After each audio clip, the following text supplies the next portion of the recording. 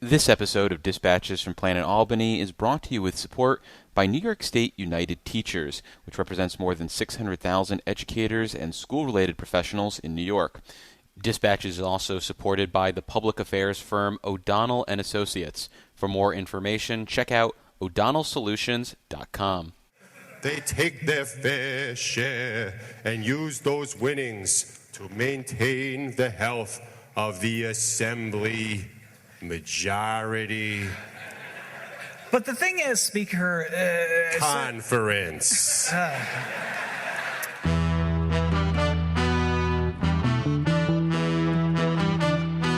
I've also declared war on potholes, so here's the first shot across the bow. Well, as you know, with Planet Albany, there's always something that makes the planet turn. And it's this amazing view of D.C., and Eddie Vedder comes out. And he goes, "You have a cigarette?" And I've never smoked in my life, but if I had, I wish that was the moment. And this strategy takes us from potholes to knotholes. I would like to say it was a pleasure, Mr. Kim. But I'm on the road. I'm David Lombardo, and you're listening to Dispatches from Planet Albany, a WCNY podcast about power and politics in New York. And if you're measuring power at the Capitol by someone's ability to get things done, one of the most powerful residents of Planet Albany is Assembly Health Committee Chair Amy Paulin, who routinely passes the most bills through the state legislature, a fact that was not lost on the participants in our Fantasy Lawmaker League, as Paulin was the most consistently picked state lawmaker, a move that likely paid off as the Westchester County Democrat again passed the most bills through both houses this year, according to an analysis by Capitol Confidential author Dan Clark. And Member Paulin joins us to shed some light on the secret of her success. Thanks for making the time, Assemblymember. Thank you so much. Well, I guess for starters, are you aware of your reputation as a bill-passing machine? And, for example, did you know you were a top draft pick in our Fantasy Lawmaker League? I didn't know about your fantasy draft league. No, I didn't know. But I do know that there are other betting groups, and I'm usually in the mix. And I have, for the last few years, been the number one bill passer. It's not that I start out, with that goal, but I am very motivated to pass my bills. Well, this was another year where the budget process ate up a good chunk of the legislative session, and we heard from a number of lawmakers and activists that this limited what they could do in the session. How did it impact you, and did it impact your approach to the legislative session at all? No, it didn't impact my approach at all. I start working on bills, I wouldn't say the day after session ends, but we don't stop in our office continuing to work on bills through the whole year. So when January comes, if the bill isn't ready by January, then in my head, I sometimes think it's going to be ready the next year. So I'm already looking at my bill list. In fact, I'll put my glasses on to do so. And the bills that I know are already ripe for next session, I already have a list. And I'll have more of those, when January 1st happens. And what does ready mean to you? Because for some lawmakers, it's, I got a bill memo, I'm getting some sponsors, we're good to go. I've done my job. I mean, what does ready look like for someone who's as successful as you are? What does ready look like? It depends on the bill. But there's always a few parts of it that are have to be's.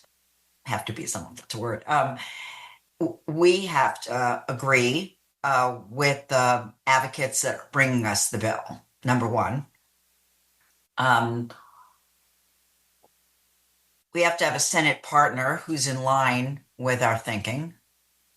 We have to have central staff agree that it's a bill that can go on an agenda. And then if you have all those things, the bill usually passes, or at least it gets to the floor. The other piece of it, of course, is when it gets to the floor, and some bills that I have did get to the floor, they have to be debated. Then I have to know going in that that's where they're going to land, and I have to ask for an early debate. So those are before the budget, or during the budget when we're this year I passed a lot of debate, or I did a lot of bills on debate while we were waiting for other things to happen, because they were already on the floor. I knew that they were going to pass the Senate because I had already talked to the senator. The Senate has a different system, so I'm aware of their system, and I'm aware of some of the Senate sponsors who I know are strong advocates as well to get the bill done over the finish line. So, there's a lot that will happen once session starts that can't happen now, but I'm as prepared as I can be going in. Well, you mentioned the idea of passing bills while the chamber is essentially waiting for other things to happen. And that was kind of the story last year behind your medical aid in dying legislation, which we talked about in terms of how you got that across the finish line after it had languished for years. What was the heaviest lift for you during the 2026 session? And did anything come even close to the challenge of moving medical aid in dying? No, every session's completely different. And so, for this session, I had a lot of bills that I passed early. Mm-hmm. Again, bills that had passed in prior years. So I worked on the Senate side to see if we could make any accommodation before session started, or whether they thought they could move some of those bills. I emphasized the ones they thought they could get done. So it wasn't, no one bill stood out. I mean, some bills have an interesting story, but no one bill stood out. In terms of Senate partners, there are probably some natural partners based on subject area, but I imagine you're also thinking a lot about the effectiveness of those senators when partnering. So do you ever turn down people or have to explain, hey, this is why I'm going in this direction, as opposed to partnering up with you on this one, Kimosabe? So there's some bill sponsors that I work with, routinely, and they're they're used to my system. I'm used to their system. Does anyone have a system like you? I would say there are some. I would say James Skoufis is very organized, and I'm always impressed when a senator reaches out to me, and there are some.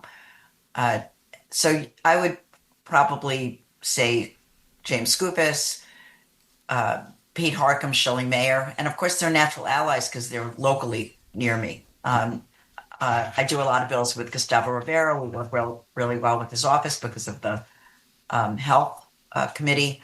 And so those are, most of my bill sponsors, but not all. I mean, so I'm looking down the list of my two House bills, done lots of bills with Senator Clear, Senator Hinchy. We did a lot together this year. So, Senator Brooke, Senator Fahey. You have your hands in a lot of different pots. It's clear. Jessica, Scarcella Stanton, also Senator Webb. This year I did some bills with Senator Sepulveda, which I hadn't really done before. I'm always Senator May, Senator Fernandez, so I'm always willing to take a chance. Senator Granardis, I did a theme, we did our rape kit bills, and I'm sure we would trust each other to expand that. So, I'm always reaching out. There's some assembly members going over to the Senate. I can't wait to do bills with, Grace and JGR. They were great assembly members, and I think that, there'll be an opportunity there as well. So I'm always experimenting a little. But you use that word trust. And how does trust enter into this and the idea of putting the bill into somebody's hand so it's not just a one house bill at the end of the day? Trust is, so I'll give you my conversations with Skoufis. I hope he doesn't mind. He'll call me up and say, I can pass this, I can pass that, can you pass this? And I'll say, no, but I can pass this and I can pass that. We can work toward that. And we had a bill like that this year where at the end of the day, I wasn't able to get it through. But I know it's, again, ready. So it'll happen next year. And he's already passed it. So he'll be able to pass it again. So those are the kinds of conversations. I'm honest with him about what I can do. He's honest with me, and that's how a trust develops. Are there any common mistakes you see that some of your colleagues make when trying to pass a bill, and then you're just like watching it happen, and it's like a slow motion train wreck or a rocket ship that just never takes off from the launch pad? Yes, I would say that sometimes, for me, I speak to everyone involved in the bill. From the central staff member to the chair of the committee. If I there's no stone I leave unturned. And I see some of my colleagues that don't necessarily do that. They talk to either the central staff or they talk to me as chair or someone else's chair, but not both, assuming that's going to work. And sometimes you don't know who could be the obstacle. And so you have to convince everyone involved. And you just, and some chairs are much more involved in the minutia of other people's bills than other chairs. And you don't know that without talking to them. So I would say the mistake I commonly see is that everybody isn't that a bill that means something to you. They don't necessarily talk to every single element, from the analyst to the if it goes into Ways and Means, the Ways and Means analyst to Gary Pretlow to and I could tell you, if you talk to everyone, you're going to find out what the problem is. And then if you find out what the problem is and you work with the respective parties to address the problem, you're likely to get the bill done. Well, thinking about some of the parties that are involved in this process, the one that we hear from Assembly members, both new and old, about is Central Staff, Program and Council, and often held up as the boogeyman that is keeping them from doing what they want to do. But clearly, you've been successful to the tune of more than 40 bills through both houses, this chamber. So 46. Yeah, exactly. So how do you look at that relationship with Program and Council? And are there some cases where you say this is too big of a lift and I'm going to back off, and there's some where you go fight? I mean, how do you make that into a successful relationship? I see it as a partnership. I don't see Program and Council staff as adversaries that I have to overcome. We're given, both houses now have a list of bills that we give to essentially the Committee on Committees, but it goes to the Program and Council heads. What are our priorities? And I always say to them, ignore my list unless I need you, to Jen Best and what have you, because I can work the system and convince or work with central staff to achieve a bill that they want to push forward and that I want to push forward. They have an expertise because they're looking at it just from the laws that they're, that they know about, right? The area that they know about.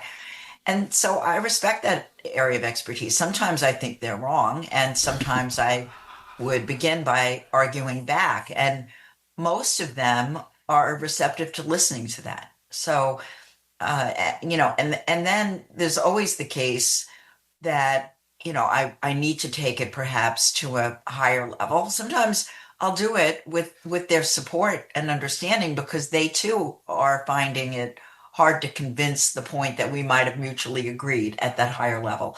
So I just don't see them as a problem. Not occasionally, I guess, but not generally. You mentioned the idea of elevating something to a higher level. Who is that higher level? Is that the speaker, or is there some other party that you go to if you are feeling jammed up? I have gone to the speaker, but this session I didn't have to. I went to Jen Best on occasion, Aubrey, her chief assistant, or higher than that, actually, But for the most part, I worked with the team leaders. And when do you decide to pull out that emergency card, break glass in case of emergency, reach out to the speaker. Clearly, he was involved in helping shepherd the medical aid in dying in terms of telling you what he was looking for. But are there circumstances? Is there a test that you say, yep, I got to use some political capital, use some personal capital, or no, let's hold off? How do you approach that?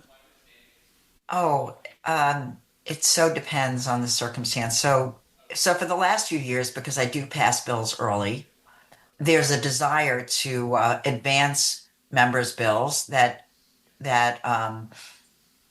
who don't have as many bills passed as I do.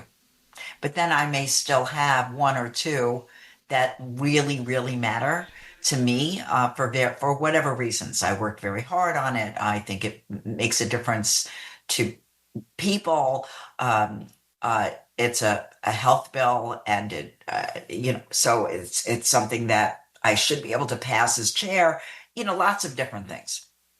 So if it rises to that level, and this year I had a couple of bills that the reason it rose to a higher level for me was because some of the colleagues that I have either came in with, like Mike Generis, or developed a very close relationship with Brian Kavanaugh, we had bills that we cared about in common. And I wanted to pass bills for them, because they were leaving and the bills mattered.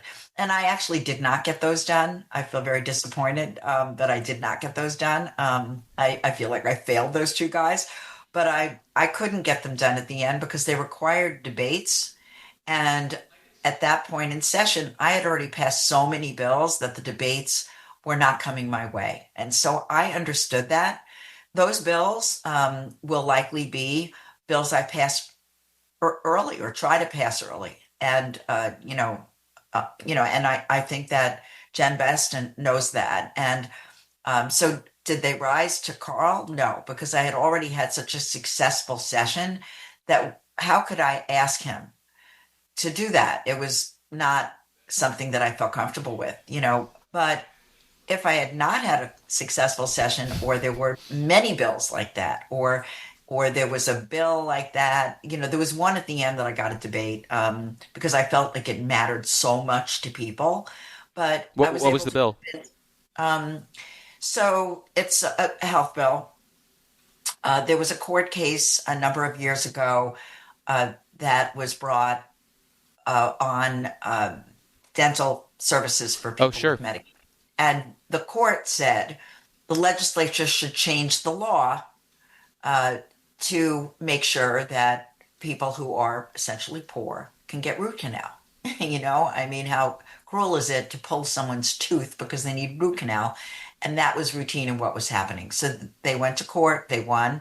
There's an agreement, a stipulation that happened through the court with DOH, but I wanted to codify it so we never have to think about it again. And the court case stipulation was expired in another year. So this was really the year to pass it, to give us enough time that I didn't have, nervousness that the governor wasn't signing it till December or what have you. And so this was the year to pass it. And I just thought it would be awful to have one, to resort back to a system that was cruel, as the judge said, or a system where the legislature didn't live up to what the court expected them to do. And so that was a bill I asked for. And so was the last bill I debated. And it was a bill that I didn't go to Carl because, Jen Best and her staff felt it was appropriate for me to ask for a bill like that. And I was, and Deb Miller and so forth. And I was able to get that debate. So first I try to work within the system. Again, I obviously had Janice's support, Jess Nieves, who's my team leader on that bill. So I didn't need to go to Carl, but might I have, if I was getting so close to the end, I might have on a bill like that. You mentioned the Committee on Committees, and I think that's one that a lot of people are not familiar with. It's led by Catalina Cruz.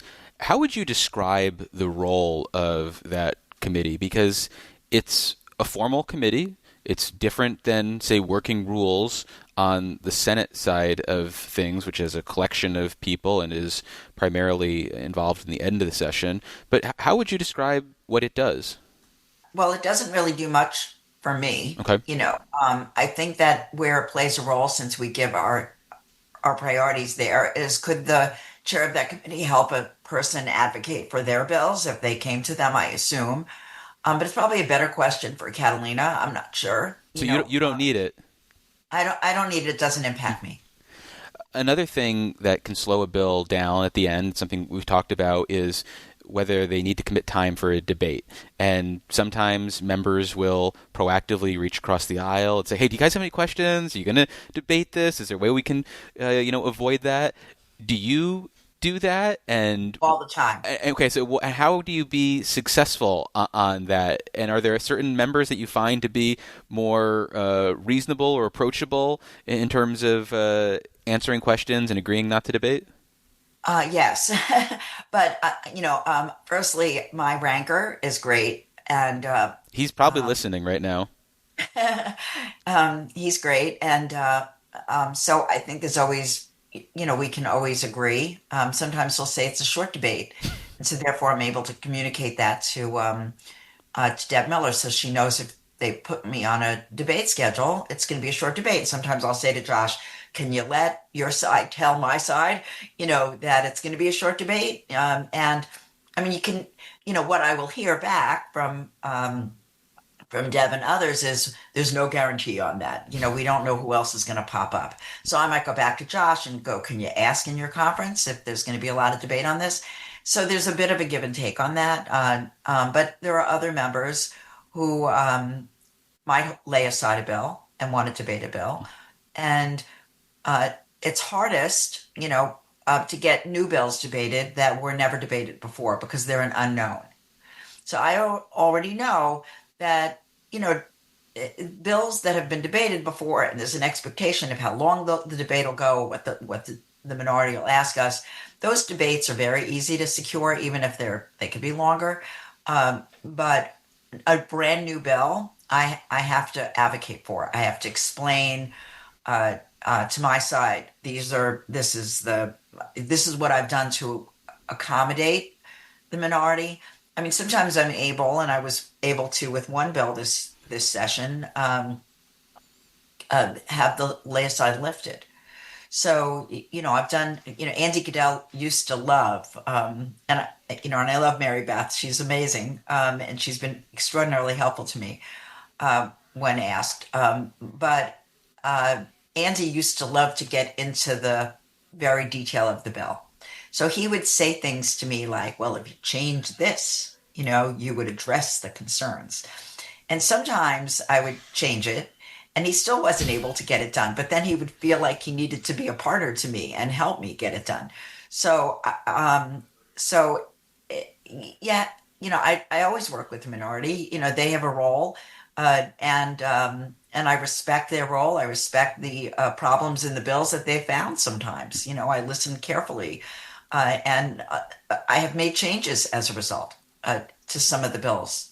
One of the bills, I guess 2 sessions ago, there was an advisory committee I was forming for the Rare Disease Council, and it didn't have a minority member on it. And it was an oversight on my part, and they laid it aside, and I was not able to get the bill done. They felt badly about it because they wanted to get the bill done, but they were laying aside all bills that had an advisory council that didn't have minority representation, something that I understand, and so there was no reason on my part not to have minority representation. So I had listened, I saw what they were doing, and I amended it this year, and it passed it wasn't laid aside, it just passed.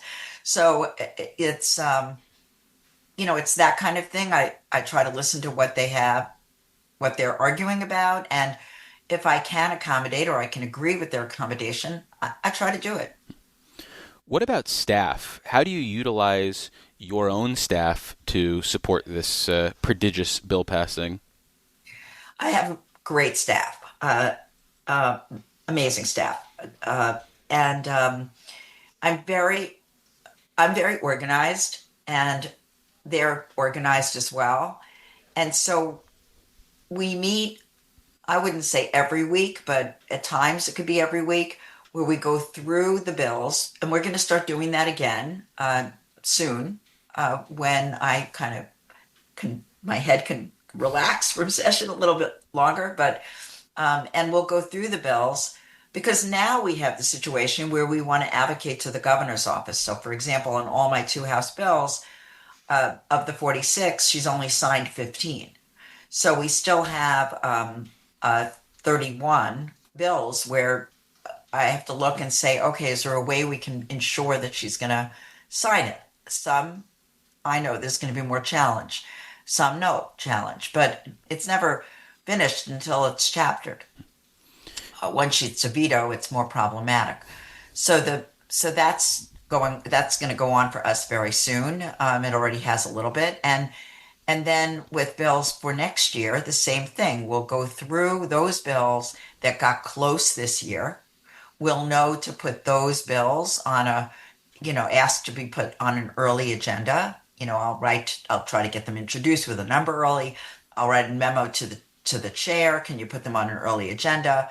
I'll have a conversation with the chair sometimes, or the team leader sometimes, to see if that's possible or not possible. And, so the work begins soon, and my staff, will be part of that. So we'll have, I'm just looking at some of my bill list up on my computer here. So, for example, there's some bills in Ways and Means that didn't come out.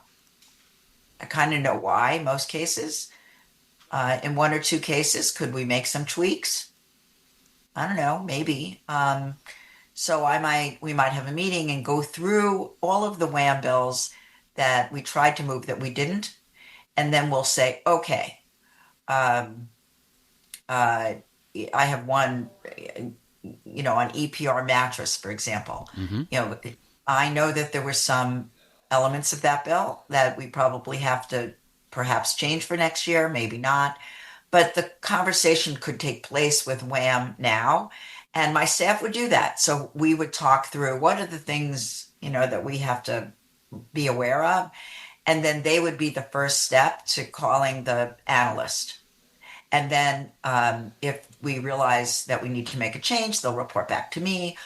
I'll say, I don't know if I want to make that change, so let me talk to the Phil Fields, I'm just using WHAM as an example. Mm-hmm. And then I'll say to Phil, and he'll say, oh, I think you have a point. Let me talk to the analyst. So there'll be a give and take that my staff is really a part of.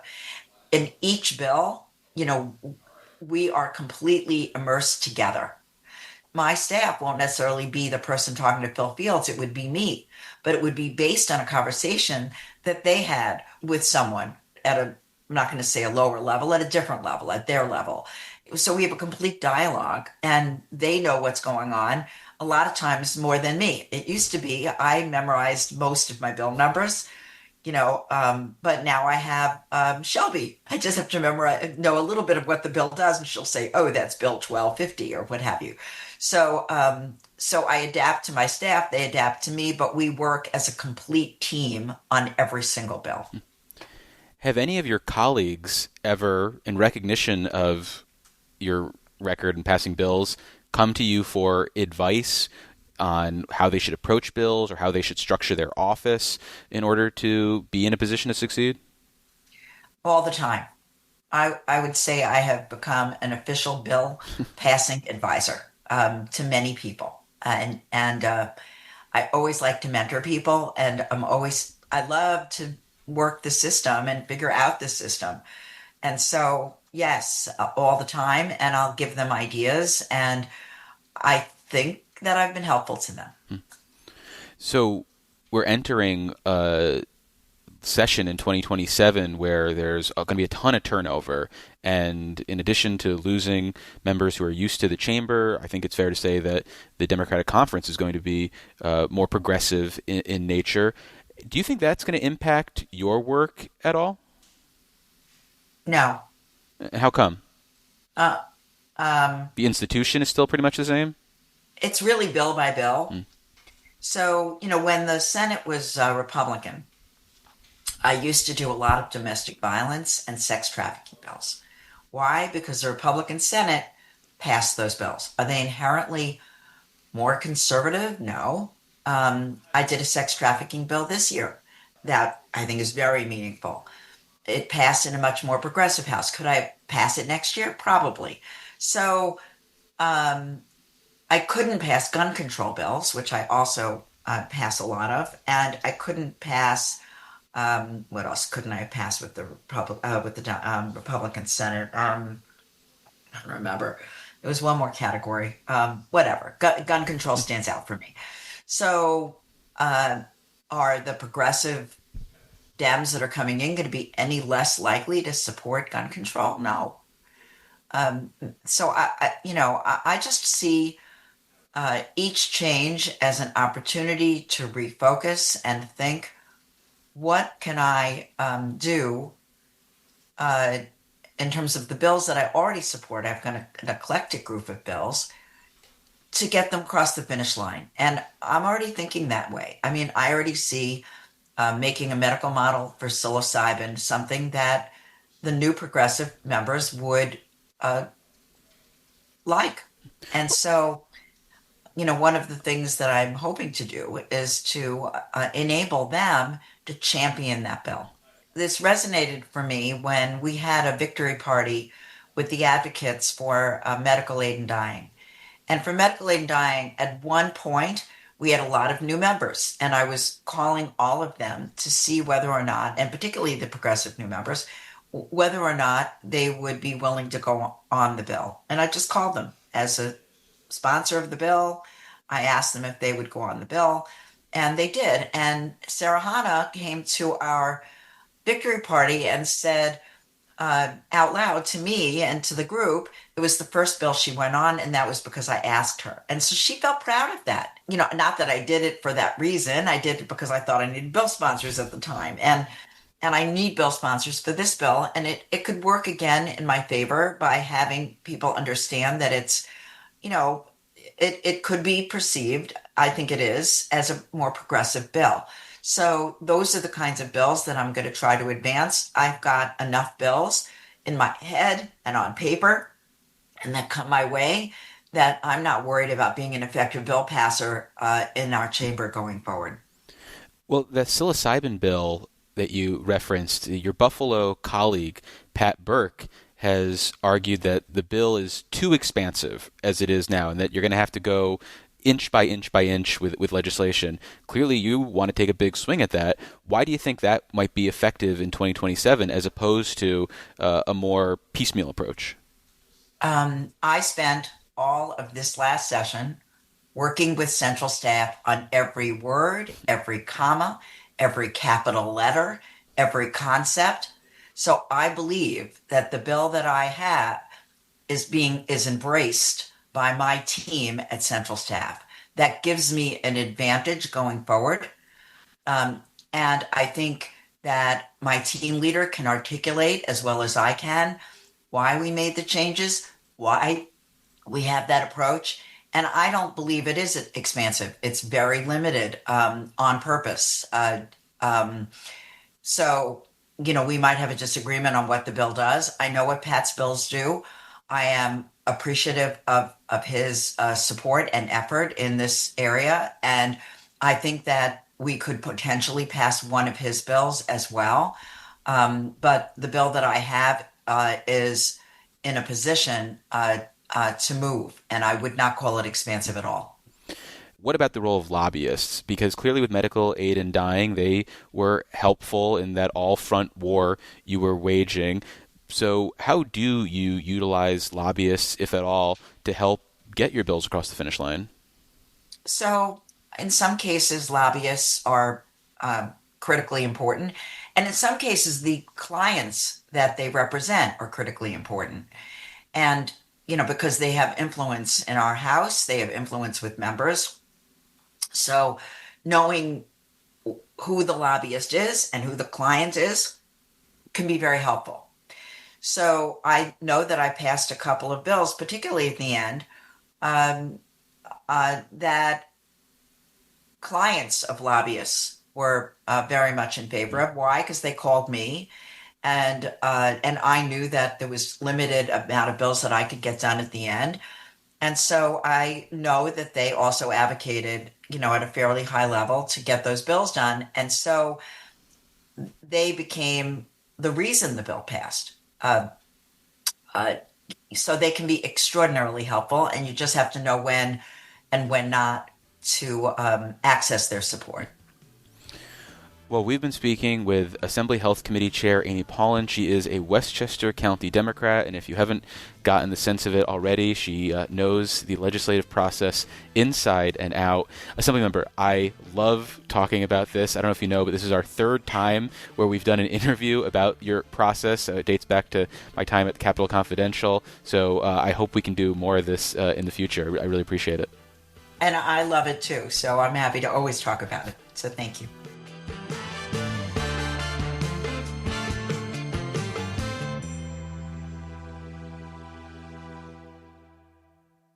Made this big announcement at 9 a.m. It was teased in the news before, basically saying there's an agreement. Yes, I saw but that. I noticed the speaker wasn't there. I noticed the majority leader wasn't, or the Senate wasn't there. I guess my question, is there an agreement?